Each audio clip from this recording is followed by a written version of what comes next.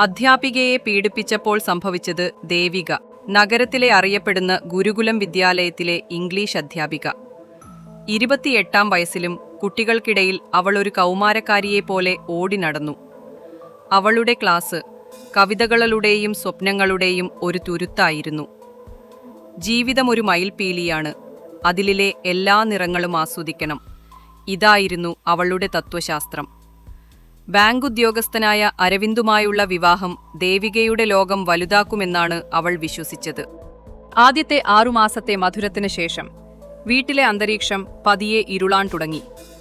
ഭർത്താവിന്റെ അമ്മ ഭവാനിയമ്മ വീട്ടിലെ അധികാരം തന്റെ കയ്യിലാണെന്ന് ഉറപ്പിച്ചു. ടീച്ചർക്ക് ഒരുപാട് അഹങ്കാരമാണ്. പുസ്തകവും വായിച്ചിരുന്നാൽ മതി, അടുക്കളയിൽ കയറില്ല. എന്റെ മകനെ നന്നായി നോക്കാൻ പഠിപ്പിക്കേണ്ടത് എന്റെ കടമയാണ്. ഭവാനിയമ്മയുടെ ഈ വാക്കുകൾ അരവിന്ദിന്റെ പിന്തുണയോടെ ദേവികയുടെ മേൽ പതിഞ്ഞു. ദേവിക ആദ്യം പ്രതിരോധിക്കാൻ ശ്രമിച്ചു. അമ്മേ, വീട്ടിലെ കാര്യങ്ങൾ ഞാൻ ശ്രദ്ധിക്കുന്നുണ്ടല്ലോ. രാത്രി 1 മണിക്കൂർ എന്റെ ഇഷ്ടത്തിന് പുസ്തകം വായിക്കുന്നത് തെറ്റാണോ? അരവിന്ദിന്റെ മറുപടി ശാസനയോടെയായിരുന്നു. അമ്മ പറയുന്നതനുസരിച്ചാൽ നിനക്കെന്താ? നിന്റെ അധ്യാപനം ഒന്നും ഇവിടെ എടുക്കണ്ട. എന്റെ അമ്മയ്ക്ക് ഒരുപാട് വയസ്സായി. നിനക്ക് കുറച്ച് വിട്ടുവീഴ്ച ചെയ്തൂടെ? അവന്റെ വാക്കുകൾ ദേവികയെ തളർത്തി. പീഡനം പതിയെ ദേവികയുടെ ആത്മാഭിമാനത്തെ നശിപ്പിച്ചു. അധിക്ഷേപത്തിന്റെ മഴ.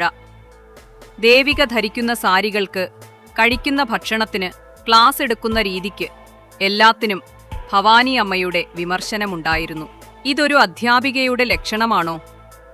വസ്ത്രത്തിലൊക്കെ എപ്പോഴും കറ. സ്കൂളിൽ നിന്ന് കൂട്ടുകാരികളെ വിളിക്കുന്നതിന് വിലക്കുണ്ടായി. നിനക്ക് കൂട്ടുകാരുമായി സംസാരിക്കാനാണെങ്കിൽ രാത്രി വരെ ക്ലാസ്സിൽ ഇരുന്നാൽ മതി, അരവിന്ദ് ശകാരിച്ചു. ടീച്ചറുടെ മൊബൈൽ ഫോൺ അരവിന്ദിന്റെ നിരീക്ഷണത്തിലായി. പഴയ ചിന്തകളും സ്വപ്നങ്ങളും അവൾ ആരോടും പങ്കുവെക്കാതെ ഉള്ളിലൊതുക്കി. അത് ഏകാന്തതയുടെ തടവറയായി. ഭൗതികമായ പീഡനം ആരംഭിച്ചു.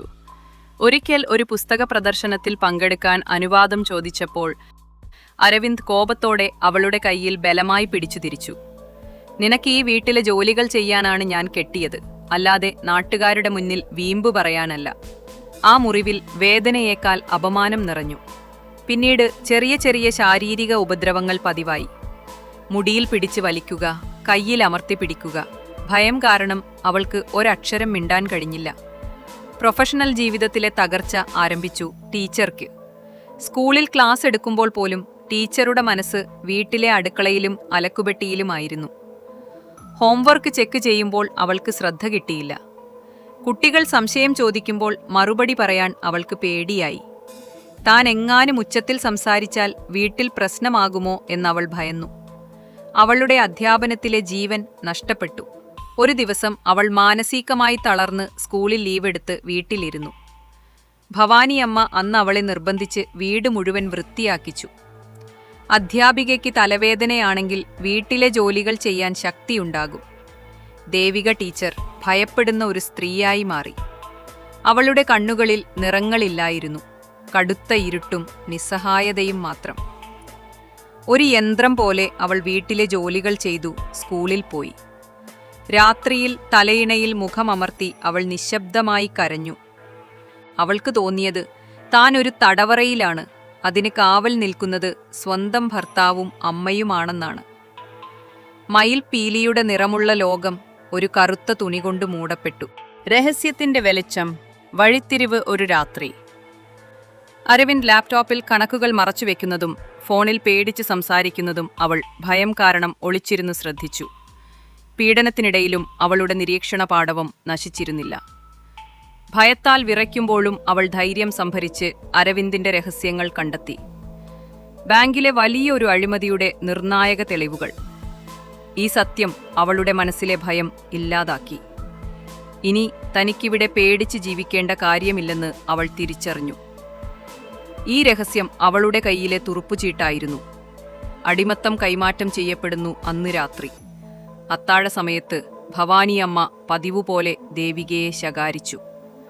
ഈ കറിക്കെന്താ ഇത്ര ഉപ്പ്? ഒരു നേരത്ത് ഒരധ്യാപികയ്ക്ക് ഒരു ജോലിയും ചെയ്യാൻ അറിയില്ലേ? ദേവിക പതിയെ കസേര വലിച്ചിട്ട് ശാന്തമായിരുന്നു. അവളുടെ ഭാവമാറ്റം എല്ലാവരെയും ഞെട്ടിച്ചു. അവളുടെ കണ്ണുകളിൽ പഴയ ഭയമില്ല, പകരം കഠിനമായ ഇരുണ്ട ഒരു ഭാവം. അമ്മേ, നാളെ മുതൽ എൻ്റെ ഇഷ്ടത്തിനനുസരിച്ചായിരിക്കും ഈ വീട്ടിലെ കാര്യങ്ങൾ നടക്കുക. ഞാൻ എൻ്റെ ക്ലാസ്സിൽ ശ്രദ്ധിക്കും, അതുപോലെ ജീവിക്കും.